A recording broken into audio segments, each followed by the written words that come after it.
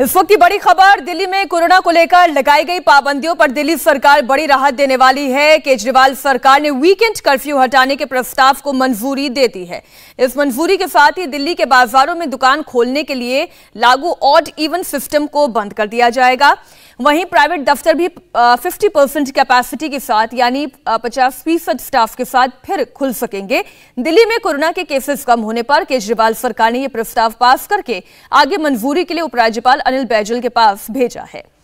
दरअसल दिल्ली में कम होते मामलों के चलते सरकार ने बंदिशों को कम करने का फैसला लिया। राजधानी में अब कोरोना के मामलों में गिरावट देखने को मिल रही है। पिछले 24 घंटे के आंकड़ों पर गौर किया जाए तो दिल्ली में 12,306 नए केस आए। वहीं 18,815 लोगों ने कोरोना से अपनी जंग जीत ली। हालांकि इस दौरान 43 लोगों की कोरोना की वजह से जान भी गई। प्रधानमंत्री नरेंद्र मोदी ने गुजरात के सोमनाथ मंदिर के पास बने सर्किट हाउस का उद्घाटन किया। पीएम इस समय कार्यक्रम को संबोधित कर रहे हैं। आइए आपको सीधा लिए चलते हैं। राजेश चुड़ासमा, सोमनाथ मंदिर ट्रस्ट के अन्य सदस्यगण, अन्य महानुभाव, देवियों और सज्जनों, भगवान सोमनाथ की आराधना में हमारे शास्त्रों में कहा गया है, भक्ति प्रदानाय कृपा अवतीर्णम तम सोमनाथम शरणम प्रपद्ये। यानी भगवान सोमनाथ की कृपा अवतीर्ण होती है, कृपा के भंडार खुल जाते हैं। पिछले कुछ समय से जिस तरह यहां एक के बाद एक विकास कार्य हो रहे हैं, ये सोमनाथ दादा की ही विशेष कृपा है। मैं इसे अपना सौभाग्य मानता हूं कि सोमनाथ ट्रस्ट से जुड़ने के बाद मैं इतना कुछ होते हुए देख रहा हूं। कुछ महीने पहले यहां एग्जीबिशन गैलरी और प्रोमेनाड समेत कई विकास कार्यों का लोकार्पण हुआ था। पार्वती मंदिर की आधारशिला भी रखी गई थी और आज सोमनाथ सर्किट हाउस का लोकार्पण भी हो रहा है। मैं इस महत्वपूर्ण अवसर पर गुजरात सरकार को, सोमनाथ मंदिर ट्रस्ट को और आप सभी को हार्दिक बधाई देता हूं। साथियों, ये जब सर्किट हाउस की कमी एक है, अतिथि गृह वो भी दूर, तो बाहर से आने वालों को ठहराने के लिए मंदिर ट्रस्ट पर ही काफी दबाव रहता था। अब ये सर्किट हाउस बनने के बाद, एक स्वतंत्र व्यवस्था बनने के बाद, और वो भी मंदिर के से कोई ज्यादा दूर नहीं है, और उसके कारण मंदिर पर जो दबाव रहता था वो भी कम हो गया। अब वो अपने मंदिर के काम में ज्यादा ध्यान दे पाएंगे। मुझे बताया गया है कि इस भवन को इस तरह बनाया गया है, यहां रुकने वाले व्यक्तियों को सी व्यू मिले, समंदर दर्शन होते रहे। यानी लोग जब यहां शांति से अपने कमरे में बैठेंगे तो उन्हें समुद्र की लहरें भी दिखेगी और सोमनाथ का शिखर भी नजर आएगा। समंदर की लहरों में, सोमनाथ के शिखर में उन्हें समय के थपेड़ों को चीरकर गौरवान्वित खड़ी भारत की चेतना भी दिखाई देगी। इन बढ़ती हुई सुविधाओं की वजह से भविष्य में दीव हो, गीर हो, द्वारिका हो, बेट द्वारिका हो, इस पूरे क्षेत्र में जो भी यात्री आएंगे,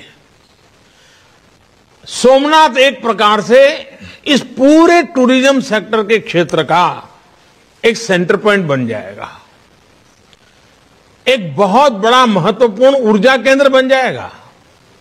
साथियों, जब हम अपनी सभ्यता की चुनौतियों से भरी यात्रा पर नजर डालते हैं तो अंदाज होता है कि भारत सैकड़ों वर्षों की गुलामी में किन हालातों से गुजरा है।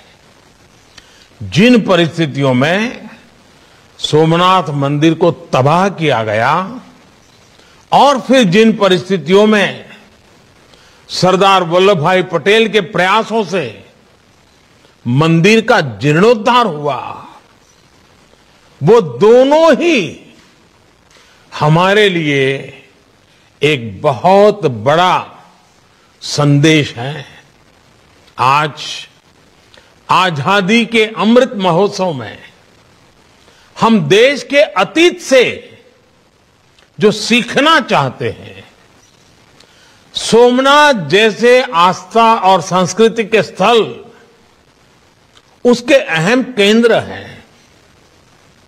साथियों, अलग अलग राज्यों से, देश और दुनिया के अलग अलग कोनों से सोमनाथ मंदिर में दर्शन करने हर साल करीब करीब 1 करोड़ श्रद्धालु आते हैं। ये श्रद्धालु जब यहां से वापस जाते हैं तो अपने साथ कई नए अनुभव, कई नए विचार, एक नई सोच लेकर के जाते हैं। इसलिए एक यात्रा जितनी महत्वपूर्ण होती है, उतना ही महत्वपूर्ण उसका अनुभव भी होता है। तीर्थ यात्रा में तो खासकर हमारी इच्छा होती है कि हमारा मन भगवान में ही लगा रहे। यात्रा से जुड़ी अन्य परेशानियों में हमें जूझना न पड़े, उलझना न पड़े। सरकार और संस्थाओं के प्रयासों ने कैसे कई तीर्थों को संवारा है, सोमनाथ मंदिर इसका भी जीवंत उदाहरण है। आज यहां आने वाले श्रद्धालुओं के लिए रुकने की अच्छी व्यवस्था हो रही है, सड़कों और ट्रांसपोर्ट की सुविधा बढ़ रही है, यहां बेहतर प्रोमेनाड विकसित किया गया है, पार्किंग सुविधा बनाई गई है, टूरिस्ट फैसिलिटेशन सेंटर बनाया गया है, साफ सफाई के लिए वेस्ट मैनेजमेंट की आधुनिक व्यवस्था भी की गई है। एक शानदार पिलग्रिम प्लाजा और कॉम्प्लेक्स का प्रस्ताव भी अपने अंतिम चरणों में है। हम जानते हैं, अभी हमारे पूर्णेश भाई उसका वर्णन भी कर रहे थे, मां अंबाजी मंदिर में भी इसी तरह के विकास और यात्री सुविधाओं के निर्माण के लिए विचार चल रहा है। द्वारकाधीश मंदिर, रुक्मणी मंदिर, गोमती घाट समेत और भी ऐसे कितने ही विकास कार्यों को ऑलरेडी हम लोगों ने पूर्ण कर लिया है। ये यात्रियों को सुविधा भी दे रहे हैं और गुजरात की सांस्कृतिक पहचान भी मजबूत कर रहे हैं।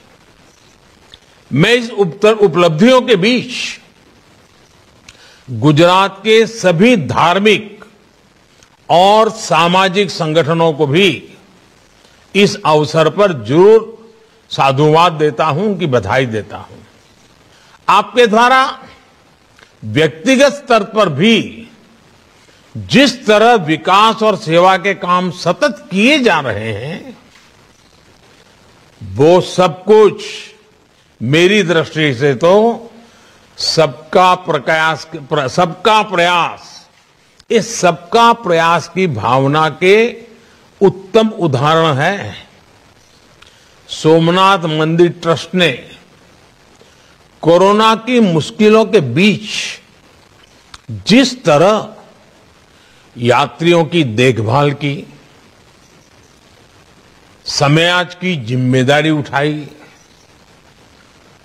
उसमें जीव ही शिव, ये जीव ही शिव के हमारे विचार के दर्शन होते हैं।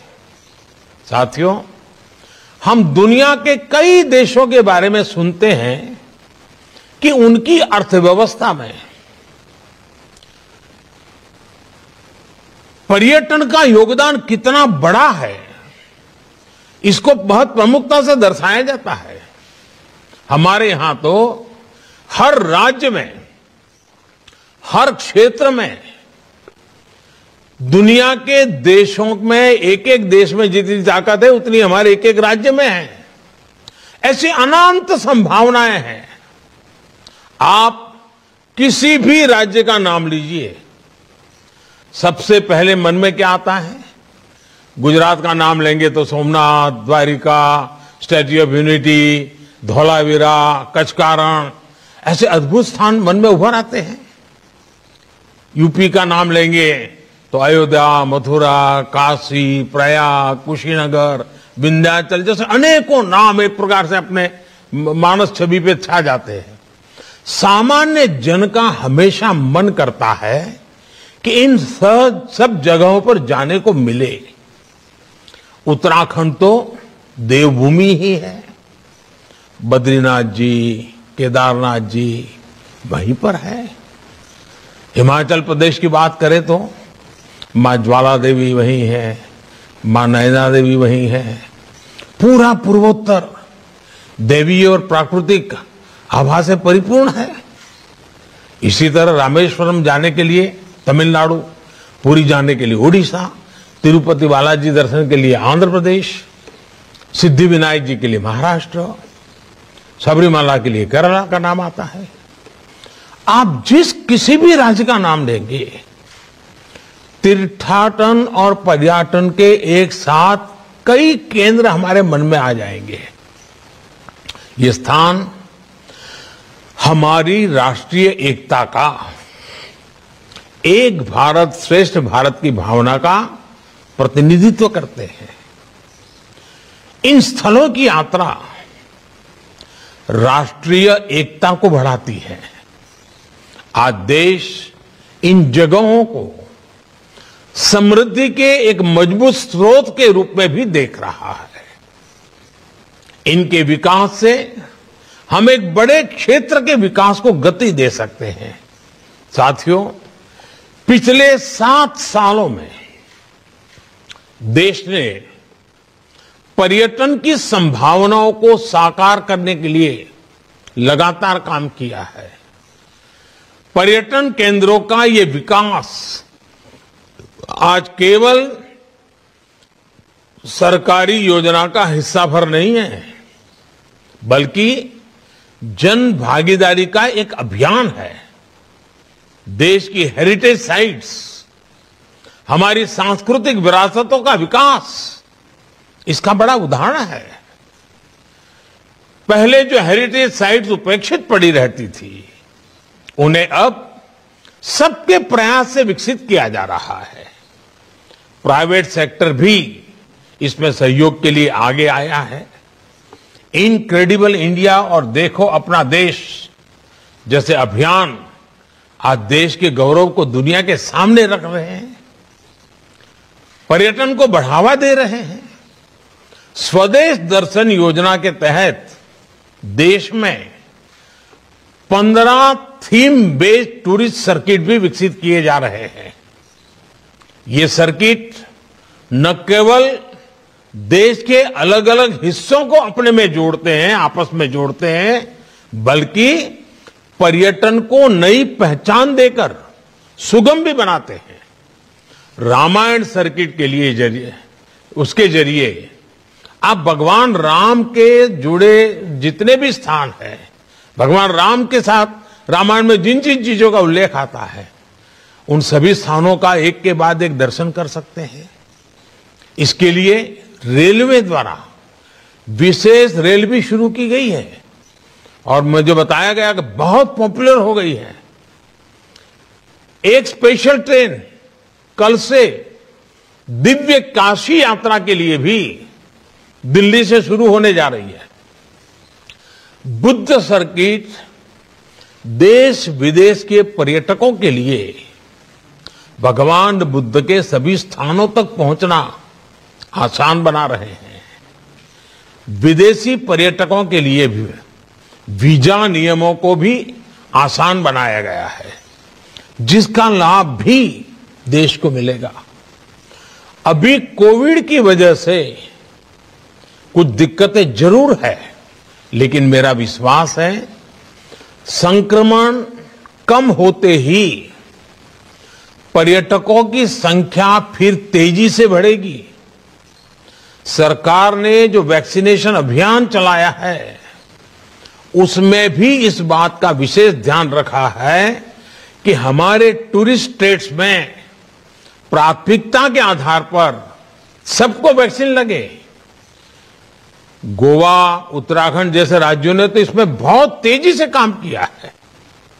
साथियों, आज देश पर्यटन को समग्र रूप में होलिस्टिक वे में देख रहा है। आज के समय में पर्यटन बढ़ाने के लिए 4 बातें आवश्यक हैं। पहला, स्वच्छता। पहले हमारे पर्यटन स्थल, पवित्र तीर्थ स्थल भी अस्वच्छ रहते थे। आज स्वच्छ भारत अभियान ने ये तस्वीर बदली है। जैसे जैसे स्वच्छता आ रही है, पर्यटन में भी इजाफा हो रहा है। पर्यटन बढ़ाने के लिए दूसरा अहम तत्व है सुविधा। लेकिन सुविधाओं का दायरा केवल पर्यटन तक ही सीमित नहीं होना चाहिए। सुविधा परिवहन की, इंटरनेट की, सही जानकारी की, मेडिकल व्यवस्था की, हर तरह की होनी चाहिए। और इस दिशा में भी देश में चौतरफा काम हो रहा है। साथियों, पर्यटन बढ़ाने का तीसरा महत्वपूर्ण पहलू है समय। आजकल 2020 का दौर है। लोग कम से कम समय में ज्यादा से ज्यादा स्थान कवर करना चाहते हैं। आज जो देश में हाईवेज, एक्सप्रेसवेज बन रहे हैं, आधुनिक ट्रेन्स चल रही है, नए एयरपोर्ट शुरू हो रहे हैं, उनसे इसमें बहुत मदद मिल रही है। उड़ान योजना की वजह से हवाई किराए में भी काफी कमी आई है। यानी जितना यात्रा का समय घट रहा है, खर्च कम हो रहा है, उतना ही पर्यटन बढ़ रहा है। अगर हम गुजरात को ही देखें तो हमारे यहां बनासकांठा में अंबाजी के दर्शन के लिए, पावागढ़ में कालिका माता के दर्शन के लिए, गिरनार में अब तो रोपवे भी हो गया है, सातपुड़ा में कुल मिलाकर 4 रोपवे काम कर रहे हैं।